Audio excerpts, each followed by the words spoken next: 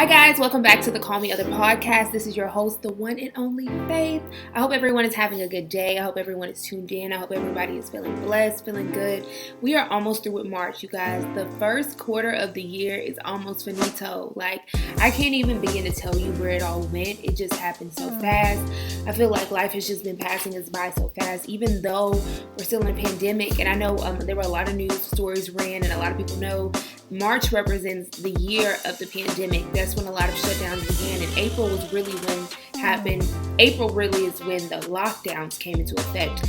But March represented the beginning of the pandemic, when things began to kind of shut down, when events stopped and everything like that. But really, April is the real month when we was all on lockdown, couldn't do nothing. So yeah, it's crazy to think how a year later where we are with vaccines, with all of that, and just everything. It's just crazy just to think about where life has taken us. I do want to start off talking, though, a little bit about the vaccine. I know for me, my parents are vaccinated. A lot of people are choosing to be vaccinated. Please, you people that do not want to get vaccinated, stop spreading misinformation. You are not a doctor. Don't be a doctor. Just sit there, eat your food, and say, I'm not fooling with that vaccine. That's all you have to say. You don't have to get up there, rant and rave and proud and come up with all these theologies and this fake, and I did my research, and you've never gone to anybody's medical school. You've never done any of that. You don't have to lie to kick it. Just say, I don't want to take the vaccine, and keep it pushing. That's all you have to do. There are lots of vaccines out there that a lot of people have chosen not to take, and they're just fine.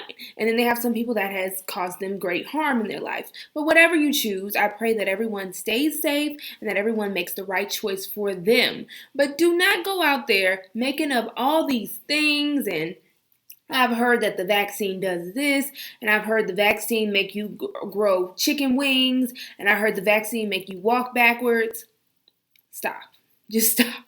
You do not have to do all that. Let people get their vaccine and leave them alone. If there are people out there that are contemplating getting it, and you know you have not done any medical research, you were not a part of any medical staff, you have never worked in a hospital in your life, you don't have to speak on it. Just let it go and just be like, I'm not fooling with that vaccine. That's not something me and my family are going to do. Whatever.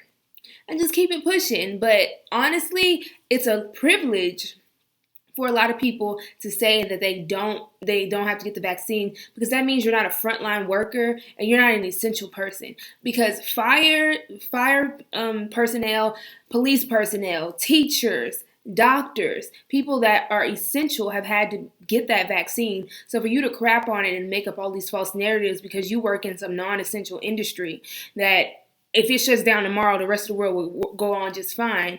That's just mind your business and enjoy your privileged lifestyle that you're able to have, and that you're able to live on and do what you want to do and have that option. Because for a lot of people, they didn't have that option. If you're a nurse and you have kids, you have to do it not for yourself but for your family. So a lot of people do not have options as far as that goes with that vaccine. So just be mindful that some of us have a choice in the matter and some of us do not. If you're a police officer, if you're working in the fire department, you're around a lot of people in a lot of situations, and you have to get that done. If you're a teacher, almost every public school district has made such a big ordeal out of, we're getting our staff vaccinated. That's somebody's mom, sister, brother, cousin that's getting vaccinated. So just be mindful when you're pushing those false narratives out there and your misinformation. It's okay to just say, I'm not getting the vaccine, and move on. You don't have to have a reasoning behind it. You don't have to do any of that. Just keep it pushing. That's all I got to say, about that. But I do want to get into some news headlines for you guys. There's a lot going on in the news, and I just want to talk to you guys about some headlines that I've been seeing that have really, really shocked me. And one of those top headlines is USC. Now, this story has kind of been under the radar for, I feel like, the public interest, but it's caught a lot of attention from me just as a viewer of the news and just seeing it. USC paid out over $1 billion for sexual assault settlements, sexual abuse settlements. Let me get that phrase right. So University of Southern California is one of the biggest universities on the West Coast, one of the biggest universities, I would argue, in the country. They have tens of thousands of students that attend that university. And for you all who are not familiar with the story, George Tyndall was a former gynecologist there. He was someone from 2006 to 2018. Yeah, from 2006 to 2000, no, to 2008 to 2016, he was at the university, and he was sexually preying on women in many forms, and he was a gynecologist. And this happened to hundreds of girls.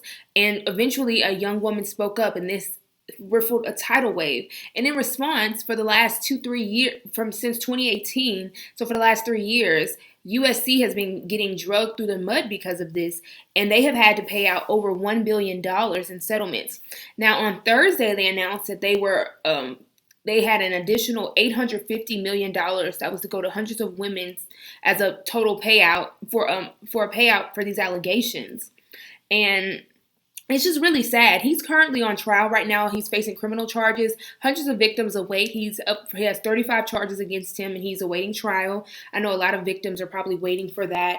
But stories like that are just so hurtful, because you look at all the damage control that has to be done, all the therapy these young women have to go through, all the money USC has to pay out. You owe $1.1 billion in lawsuit settlements because y'all didn't want to protect young women.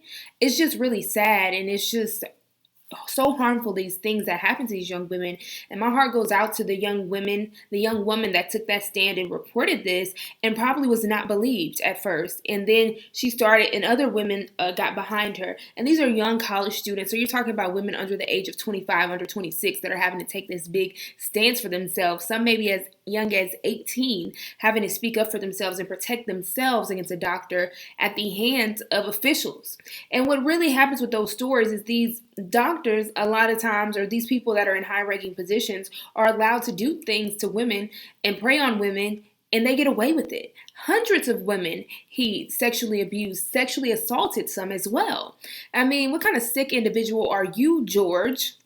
And the fact that you were an actual doctor, and who knows where else you did this, because that's just 10 years of the story. Where did this story begin? And praying for those women as well. But it's just ridiculous to think the things that officials and entities and institutions would rather do than just address the situation and put proper measures in place to protect young women. This is the school's university doctor, meaning he's probably... I went to University of Houston, and there was a clinical doctor that was there. If we had any issues, they deal with women's health. They have like probably 30 doctors that work on campus that provide a variety of services. Some dealing with women health specific, like a gynecologist. You have eye doctors. You have all type of doctors that are on these university campus because students get sick. And a lot of times big universities provide clinics. And he was there, and to think he was just preying on young women is really, really heartbreaking. And check this out. Some of his alleged victims spoke out and criticized the university's handling of this situation, which I'm sure you all deserved to do that. You guys have the right to complain because they dropped the ball on that. Here's what she said. She said, I knew there was something wrong with the way he talked to me and the filthy, disgusting stories he told me. But then he was taking pictures under the guise of treatment. I didn't know those things were wrong, says one of the victims. And now she's now a sex crimes prosecutor. She went on to say they are a very powerful institution, referring to USC, and the fact that they didn't care and threw us to the wolves is so disgusting. I totally agree. Do better, USC. And that sad thing is institutions always have to learn the hard way. So you rather pay out $1 billion than do your job. I don't even know what to say to that kind of behavior. They said this is them describing the things he would do. Taking pictures, unsolicited pictures, and saying that they were for medical reasons, and he would use 2 fingers. He performed an examination in a deeply massaging sort of penetration motion. How disgusting. What a pig, what an animal. I hope he goes to jail. I hope USC has to pay out more money because they dropped the ball. Maybe they need to pay out $2 billion to these women. Just the disgustingness of it. And of course, this is what the USC president, Carol Fault, this is what she had to say. That they are deeply sorry for the pain experienced by women. Fault says she hopes the settlement provides some relief, but the victims at a Thursday news conference said no amount of money can make up for what they experienced. Preach. Okay, what they experience is damage that they will carry with them for the rest of their lives. It's a safeguard they will always have. They will always be feeling this traumatic pain that was caused at the hands of the university, because you all hired this person. You did not provide any protective services for these women. You provided no safety net for them, no comfortability for them, and those women will carry that pain for the rest of their life.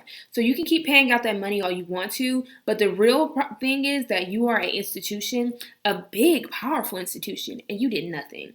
And it's just sad, it's just sad. And I wish people paid more attention to stories like that, because this is very real. Women are often preyed against by men like him, who are doctors and seen in professional spaces, or men that are seen as powerful, or at least more powerful than them. We're talking about a student compared to a doctor.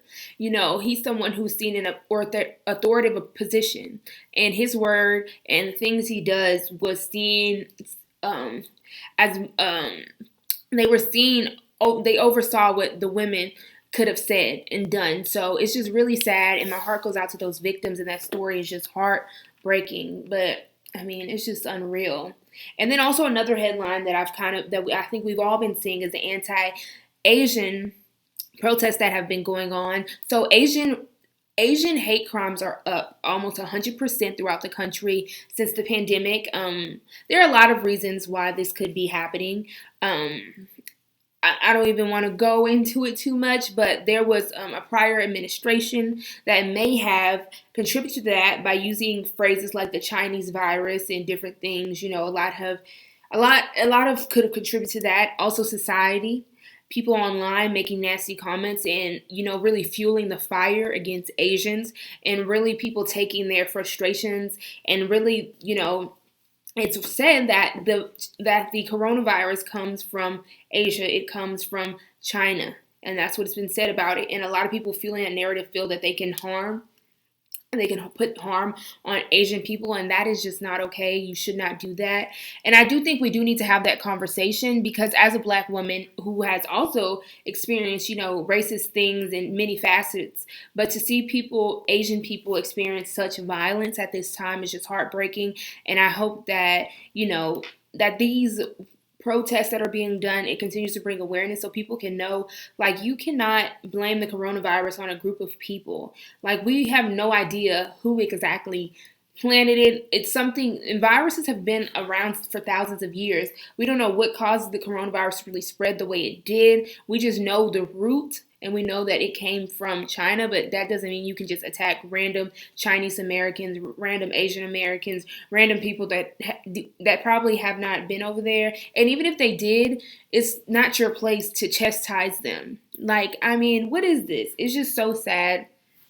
But NPR did an article about it, and they went into deep diving and saying how these conversations are often uncomfortable for people, but they're necessary. You have to be able to say these things, and they have to be reported, and you have to be aware of these things so you can help bring more. Just you having awareness of the issue allows you to kind of watch out for it. You never know what Asian people are experiencing, or if you see someone Asian around you and you see someone making nasty comments or something like that, you can maybe alert security or something like, hey, I want a store person is making, belligerent statements regarding race and that group of people. It's just safety nets, basically. I'm just telling people to look out for. So when you see stories like that, just important to keep your eye out for it, because there are people out there that are attacking them. You look at what happened in Georgia.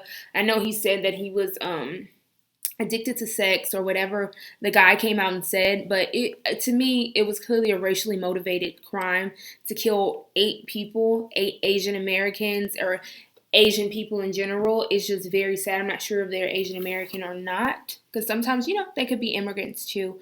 So it's just very sad what's kind of going on. So it's so important that we just continue to bring awareness to that, and just encourage people to lead with love and don't distribute hate to anyone, no matter what their race is, no matter what their sexual orientation is. We are not in control of that. So it's important that we spread love and that we just try to stop all of that nonsense, and that we do continue to highlight it. This is happening, and this is something that needs to stop. And it starts with parenting. It starts at home. When you're at home, don't make little comments like that, because that leads to children growing up thinking that way. Those children turn into adults, and it just spreads like wildfire. Unfortunately, hate will always supersede love in terms of just like spreading. Like, it's just like that negativity can just spread so fast. But I think it's important. I think it's so important that we just continue to highlight that and be aware of all of that going on, and encourage people to lead with love. And don't make comments. Just don't make the comments. Don't make the racially insensitive comments. If you know it's wrong, don't say it out of your mouth. Don't say it around kids. Don't say it around people. Just don't do it, okay? Just be kind to one another. And also, something that I wanted to cover is Sharon Osborne is out. She is gone.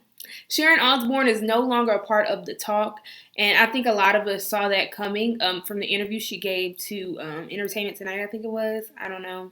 Doesn't matter. But she gave an interview, and she kind of said she doesn't know what she stands. She hadn't spoke to any of her co-hosts. And also, I felt like Sharon has been on the talk for over a decade, and none of her co-hosts ever came out in support of her. It was like Piers Morgan spoke up, and I'm sure her children spoke up, and her husband, but she worked with a lot of people, none of them came out and spoke out or anything, or showed any type of support for her, and none of her current co-hosts did either. So I don't know. Clearly there were some issues that were going on, and sometimes people it's easy to behave well on camera and, come across as, charming, this charming British lady and all of that. But who you are, you cannot build a brand off of something you are not. And that's just facts. So you can act like you're something and act like you're this loving person, but it's going to come out eventually. It's going to come out eventually. And that's kind of what it did for Sharon. Who she was truly came out, and just seeing her currently constantly back up those claims and not feel any type of remorse for what she did is just terrible. And for CBS, let's be clear, y'all did not fire her. She chose to leave the talk, which means there was some type of payout. So CBS, you really didn't do anything. That little investigation you did was poor at best. And these networks need to kind of continue to do better. And instead of putting all of these women out of work, you should have chastised Sharon Osborne, because Cheryl did nothing. So these networks need to continue to do better, and hopefully things like that can be addressed. There are a way to do things.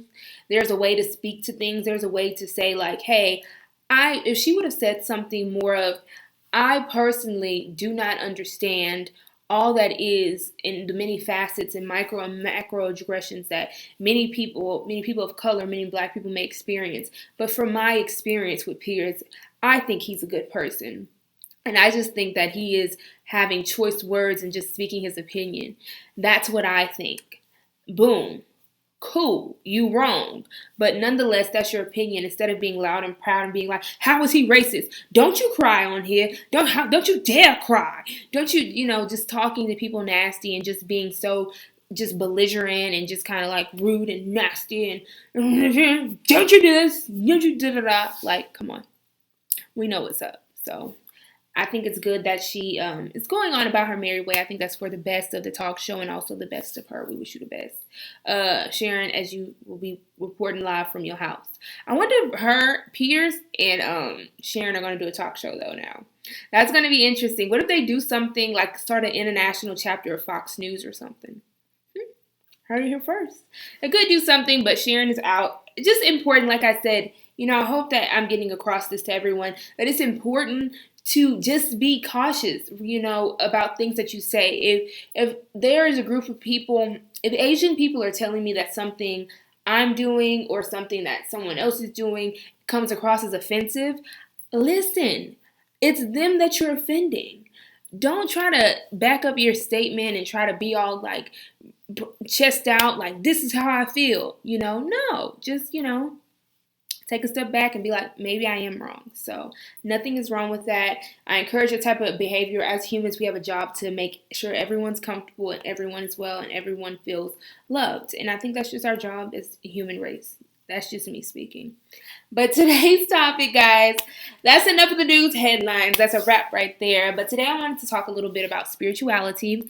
Tomorrow is Palm Sunday. It is the Lent season. It is a spiritual time for many of us out there who are believers in Christ. It's a time, if you don't know, the story is that Christ was risen on Easter. It's a time where in the old days, we're in the BC time, there was Jesus Christ. He was said to be the Son of God, is what many Christians believe, that Jesus is the Son of God.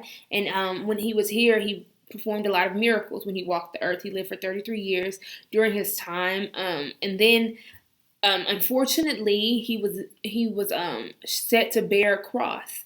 And, it was very sad because they beat Jesus and they abused him. And, which led to him dying on the cross. He was on the cross not just by himself. He was on the cross with a thief and then also another man that had committed a crime. So those three lay on the cross. And before one of the men, which is a story I love, before one of the thieves, he looked at Christ and he asked for forgiveness. And Christ said he was forgiven. And because of that, it was said to be believed that he went on to go to heaven. God just asks if you just ask God for forgiveness, it will be given to you. That's one of my favorite stories from Easter. But of course, the main story is, after they took Jesus down from the Christ and he had passed away, between Palm Sunday, not between Palm Sunday, for Friday night he died, Sunday he rose again. So that's the story of it.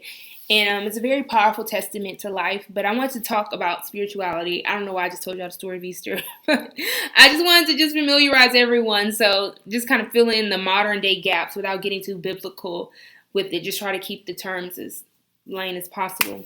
But yes, and spirituality to me has evolved. I think growing up, I grew up a Christian, a Baptist, a Southern Baptist woman, just believing I don't know if I want to say believe, but just, hearing people catch the Holy Spirit, just going through all those waves or just doing that and just kind of just being like, okay, this is just what I'm supposed to be. But as I've grown older, I've been able to incorporate a lot of things into my Christianity. And just as my walk and kind of straight, I still will go to church, but I think I've kind of strayed away from the beliefs that are so strict upon religion. A lot of things that are religion, I feel like can separate us. And there's nothing wrong with that. But I think that my love for Christ and my love for God has evolved. And it becomes such a strong presence in my life. And it's such a straight connection. And I think that sometimes I don't even know all of the Baptist rules, honestly. But I feel like sometimes being so buried down with having to follow different obligations can kind of distract you from your walk with Christ. So I think for me, I've been able to just kind of grow. And I want to talk to you guys about different forms of spirituality. I think the number one thing that I can encourage anyone looking to build their faith or looking someone that's looking to kind of for direction is pray. I feel like talking to God, talking to Christ, or just even like writing things down through affirmations will bring you a brighter light in life. I think sometimes when we're in dark places and different things, I always recommend therapy. But if you are in a place where you maybe are just looking for like a quick solution, prayer is really a long-term solution for me as a believer. But it's also something I've know people that have asked God for something, and that next hour, that next day, whatever they seek, they got. So I always encourage people, if you're looking to build your faith, is just kind of pray. But I also encourage people to take a deeper dive into why do you believe this? Why do you think this? How deep is it for you? Which is kind of why I was able to take a step back from just necessarily just doing everything that is so, or just feeling like I can only do things one way. Like I know some people have said that saging and all of those different things and those spirits are demonic and those are witchcraft and those are things that are not of God. And if you're a Christian, you shouldn't do that. But I encourage it. I think that saging, nothing's wrong with that. You can pray while you sage. There are ways that you can implement what you believe into doing things in rituals. Rituals are spoken about in the Bible. They had sacrificial lambs. They had all of those things going on in the Bible. And I think it's okay if you are open to that. I do a lot of affirmations. I like my incense. I do my saging. I pray a lot. because you need to pray. But I think all of those things are necessary towards building that role with God and towards enhancing your spirituality. I have also gotten into the stones as well, and it's just like there are things that maybe not hold power, but I think they are a symbolism for me. So just like a cross is a symbolism to me, and I think sometimes God is a presence. Your beliefs are a presence around you. It's not necessarily something that if somebody was to ask me, show me Jesus, it's not something I could pinpoint you and just like, he's over there. But it's something that's so spiritual. So I think symbols mean a lot to me now because gives me something tangible. So even when I'm staging, I'm praying to God, but it's just like the sage represents the release from me of any worry, the release from me of getting rid of negativity, the release from me of getting rid of the worry. When I say my affirmations, sometimes that's like a prayer to me. It's a prayer to me. It's sorry, but just thinking about what it means to me, it's a way of just getting rid of whatever worry I have. What's for me will not pass me. Saying all those things to myself. I am open to love. I am loved. Just saying all these things to myself. I am enough. I am enough. I am appreciative of myself. I am proud of myself. I am grateful for this day. Saying all those affirmations to me just completely center me and allow me to feel like my words carry weight and just allow me to take off anything that may be pressing on me. So I know a lot of people are kind of like stuck in this weird place with religion right now, especially with our generation. I feel like a lot of people have stepped away because religion was taught to a lot of people my age in different ways as somewhat of a chastisement. Don't you have sex? Don't you dare be gay? Don't you do this? Don't you do that? Don't you do that? So for people, sometimes religion can be a little bit of a stressful situation because it can sometimes feel like a humiliation. So it is not. God loves all his children. He's made all of us unique and special in the way that he saw best for us. So if you are struggling or you are someone that's looking to build, I think when it comes to spirituality and seeking that relationship with Christ, I think you should just first pray and just seek, what do I really want? What would I like to see grow? Versus just trying to center yourself or find yourself in the confines of rules. Because I personally love going to church. I do go to church. But I think that my relationship with God is so amazing and so great that I don't even need to go to church, if that makes sense. I go to church, but my relationship with God is so amazing that during the quarantine, it was no love lost. Like, I still felt connected to him because it's not just about praying and when I'm in church, but it's about praying all the time. So that's why I want to encourage people that are maybe like, I don't know, I don't want to be judged or anything like that. You can build a relationship outside of church with God, but I do think that, spiritual leaders can help guide that relationship with him. I hope I'm not sounding hypocritical here, but I'm just basically trying to say that you can learn and be with God outside of church as well. God is not just a presence that's just in one place. God is everywhere.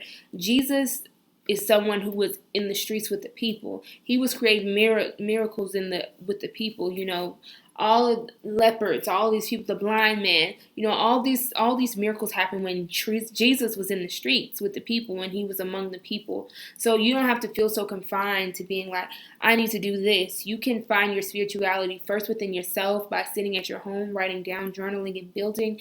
And then one day, you can take that walk into church so that when the religious leader may come with a message that may be built in hate, or not necessarily built in hate, but maybe built in judgment, you can be okay with that and you won't have to worry.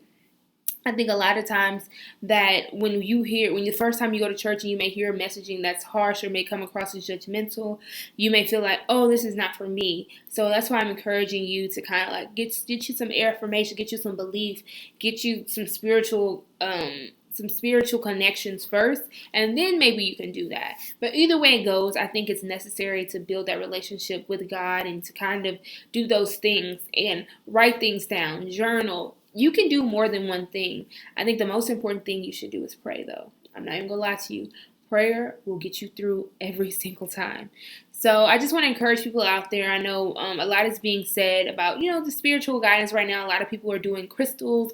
A lot of people are doing all type of things right now. And all of those things are wonderful because I think that your spirituality is necessary in this life because you will go through things. And the truth is we really don't know what the next second, hour, minute holds for us.